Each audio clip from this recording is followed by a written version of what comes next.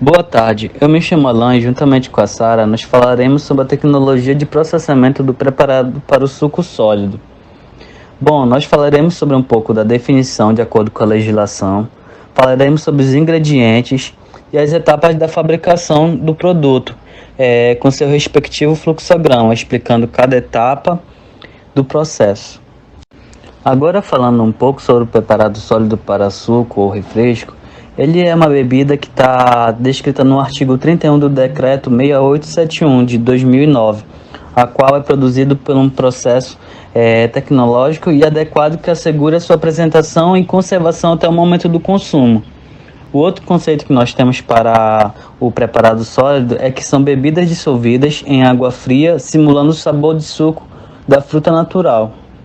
Bom, para o preparo desse produto, os ingredientes que são obrigatórios é o suco, ou a polpa, ou extrato vegetal, açúcar ou adoçantes.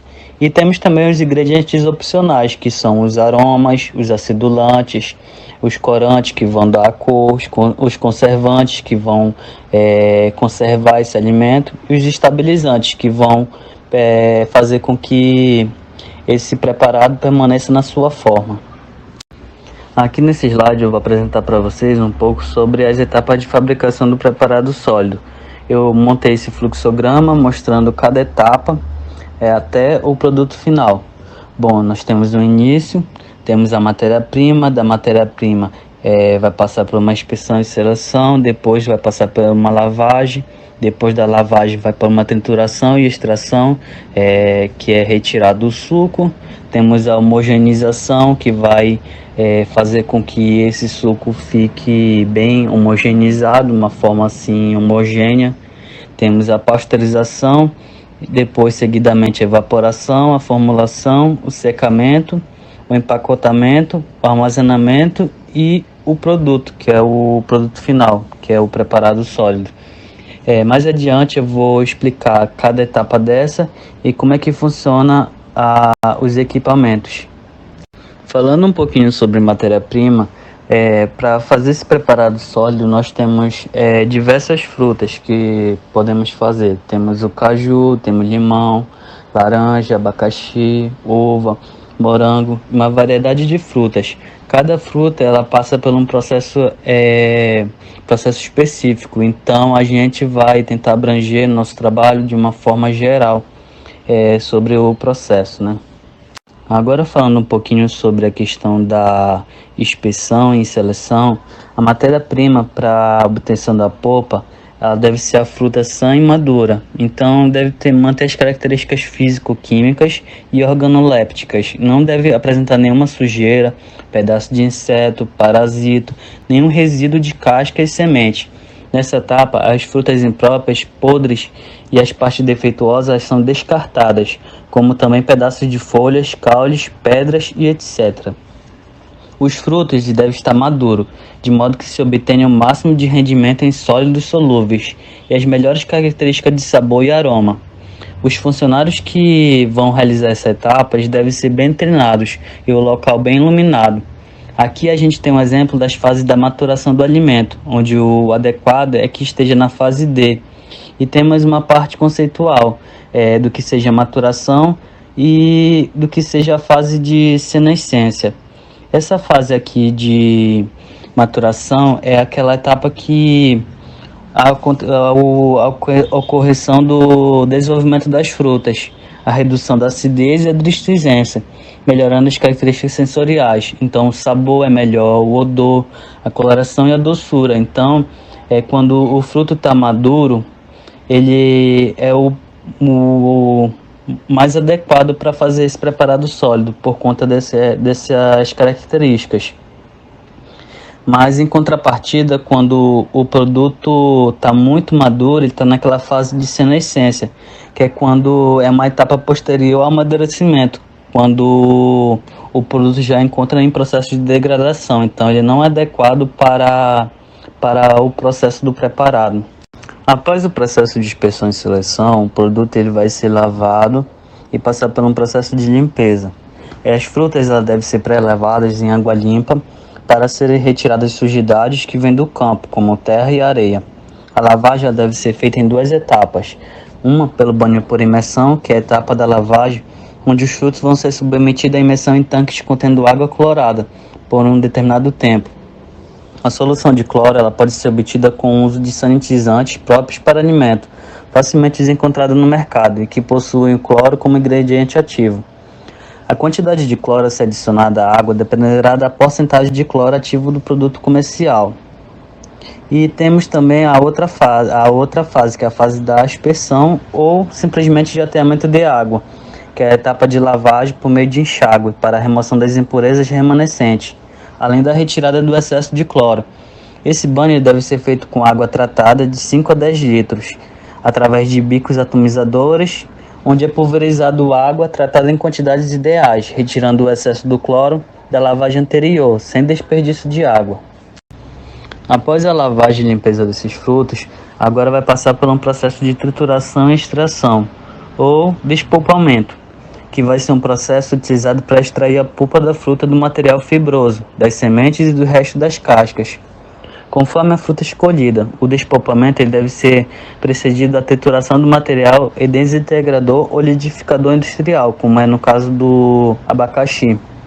A desintegração ou trituração ela pode ser feita em moinho triturador do tipo de facas ou martelos, contendo sempre uma peneira de malha de furos de tamanho variável de acordo com a fruta que se está processando, a fim de reduzir a mesma a pequenos fragmentos. A gente tem que observar que nesse processo tem que ter o cuidado de não desintegrar as sementes, que deverão ser eliminadas em fase posterior. E no despolpamento são utilizadas despolpadeiras verticais ou horizontais, construídas em aço inox e providas de peneiras com diferentes tamanhos de furos. As peneiras elas podem ser substituídas de acordo com a fruta que será processada. A homogeneização tem como intuito diminuir as partículas do suco, de forma que fique menor e uniforme, evitando a separação das fases.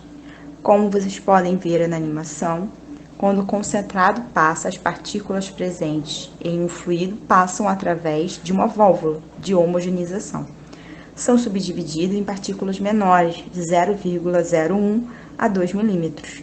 Isto ocorre devido ao impacto do fluido contra o núcleo da válvula, pelas forças de cicilhamento, ao passar entre a base da válvula e o anel de impacto, e finalmente a expansão do fluido de uma situação de alta para baixa pressão. A pasteurização pode ser feita em tacho encamisado, em pasteurizador tubular ou em trocadores de calor de superfície raspada. No caso de produtos pouco viscosos e com baixos teores de polpa, pode-se utilizar pasteurizadores de placas. A maioria das frutas é ácida, permitindo que o tratamento térmico seja brando, pasteurização a temperatura menores que 100 graus Celsius. A combinação ideal de tempo e temperatura durante o processamento térmico tem por objetivo reduzir a carga microbiana e preservar as características físico-químicas, nutricionais e sensoriais da fruta original. Vamos falar agora sobre o processo de evaporação. A evaporação é um processo que proporciona a retirada de uma solução diluída. No caso, é a água contida nos alimentos in natura, aumentando a sua concentração sob a forma de vapor obtido através da transferência de calor ao produto alimentício.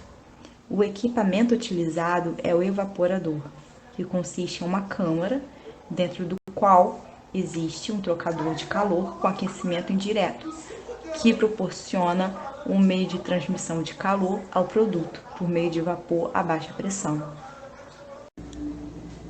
O preparado para suco sólido consiste na sua formulação à base de suco ou extrato vegetal e açúcar, podendo ser adicionado de edulcorantes hipocalóricos e não calóricos, destinados à elaboração da bebida para um consumo imediato pela adição de água potável. Sendo assim, a formulação consiste em açúcar, conservantes, aditivos e, no nosso caso, suco concentrado. No processo de secagem, nós contamos com o spray drying, onde ocorre a transformação do concentrado do suco em pó. Esse equipamento ele consiste no processo de pulverizar o fluido dentro de uma câmara submetido a um ar quente juntamente com carreadores com matoxidrina, proteína de soja e proteína do soro, onde contribuem para a formação do sólido, tendo assim o produto final deste processo. Na parte da embalagem, ela deve seguir a Instrução Normativa número 49, de 26 de setembro de 2016. Deve conter no rótulo declaração quantitativa dos ingredientes de uma forma legível e para se entender facilmente, com o que contém no suco, evitando que pessoas que têm algum tipo de sensibilidade ou alergia possam vir a adquirir. Nisso vem os valores da quantidade de polpa desidratada no suco. O armazenamento deve ser em lugar limpo, seco, arejado e sem odor. O produto deve estar abrigado longe de fontes de calor, não congelar, evitar umidade, pois em ambientes assim podem vir a alterar as qualidades físico-químicas do alimento e assim diminuir a sua durabilidade. Vamos falar agora da gestão de qualidade. Trataremos sobre a análise do alimento. Na análise do alimento, ela atua no segmento de controle de qualidade, que vão desde o recebimento de insumos e matérias-primas, o processamento até o armazenamento desses alimentos. Inclui detectando possíveis adulterações ou qualquer aditivos nocivos à saúde e possíveis contaminações que podem ser dos mais diversos tipos, como contaminação cruzada, em embalagens, no processo de esterilização, nos rótulos ou no armazenamento inadequado. Temos também a análise físico-química, que tem a finalidade de determinar a qualificação dos componentes específicos de um determinado alimento, fornecendo informações sobre a composição físico-química do produto. Esse tipo de análise é a parte obrigatória do controle de qualidade e sanitário. Sua função é verificar a possível presença de elementos que possam ser prejudiciais à saúde, como também a delimitação das informações nutricionais, onde obrigatoriamente deverão constar nos rótulos dos produtos alimentícios, de acordo com a legislação. Os preparados sólidos para refresco precisam obedecer às especificações previstas pela legislação em relação ao consumo. Dentre as análises, pode-se citar a secagem da matéria-prima recebida, bem como do produto acabado, aferição do peso, umidade, acidez, textura, sabor, teores de sódio, quantificação de acidulantes e corantes. Temos também a análise sensorial. Segundo a Associação Brasileira de Normas Técnicas, a ABNT, em 1993, a análise sensorial é caracterizada como a área científica empregada para evocar, medir, analisar e interpretar reações das características dos alimentos e materiais, perceptível pelos sentidos do olfato, gosto, visão, tato e audição. Fazendo uso de técnicas de análise sensoriais, é possível avaliar a seleção da matéria-prima usada no processo produtivo, o efeito no processamento, o sabor, na otimização da formulação, na seleção dos sistemas de invasia, na estabilidade do armazenamento, no estudo de vida útil do produto, como reação do consumidor.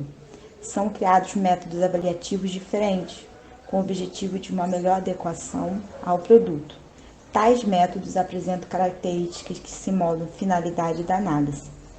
Análises sensoriais têm grande importância no setor de alimento, uma vez que são responsáveis por avaliar a aceitabilidade do produto no mercado e garantir a qualidade do produto, tendo em vista que a mesma favorece a fidelidade do consumidor a um produto específico. Vamos agora falar sobre algumas curiosidades. Os preparados sólidos engordam? Mito. Os preparados sólidos têm baixo teor calórico, sendo assim não vêm a engordar. Há risco para a saúde no consumo desses preparados sólidos para refresco? Também é mito. Como foi discutido durante este trabalho, os preparados sólidos obedecem várias normas na lei e também instrumentação, fazendo assim, tendo esse controle físico-químico, da análise do alimento e sensorial. Isso tudo ocorre para ter a segurança do alimento chegando diretamente aos clientes. Sendo assim, o refresco faz mal. Até a próxima!